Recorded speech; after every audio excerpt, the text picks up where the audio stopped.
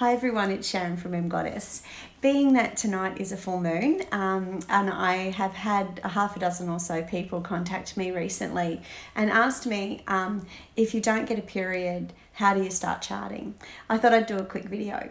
So if you don't get a period, the best way to do is to just basically chart with the moon. Now, I used to recommend that people charted with the new moon, so the dark moon. And I used to say that is the day one of your cycle. Now, I used to say that because all of the research that I've seen, and there's been mixed reports, but one of the pieces that I saw was a study most recently done with about 800 women, showed that a third of women got their period on a new moon, and the closest averaged out after that was about between 8 and 12% for the different other times of the month.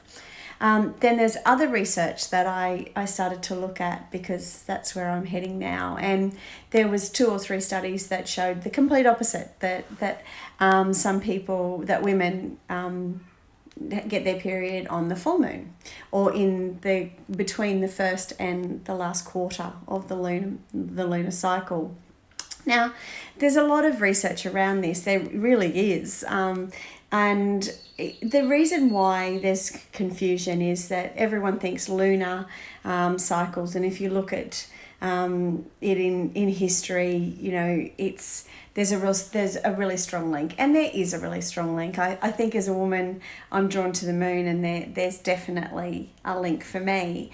But basically, in this research, it's saying that you can chart to whatever cycle you want. That the research is inconclusive. So although there is connections, there's nothing that's saying it's definitely linked with the new moon or definitely linked with the full moon.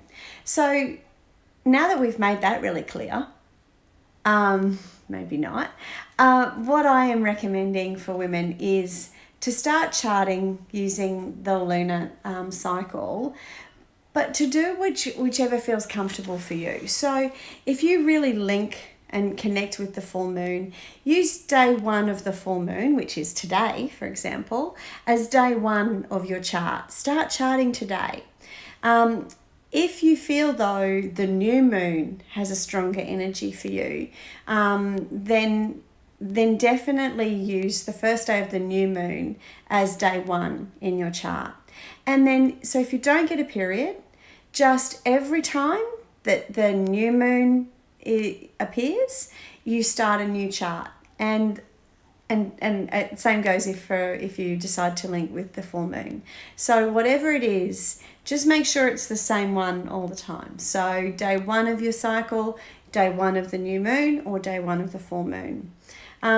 It really is up to you. It's completely linked to how you're feeling. In all my research that I've seen, there's strong connections with both.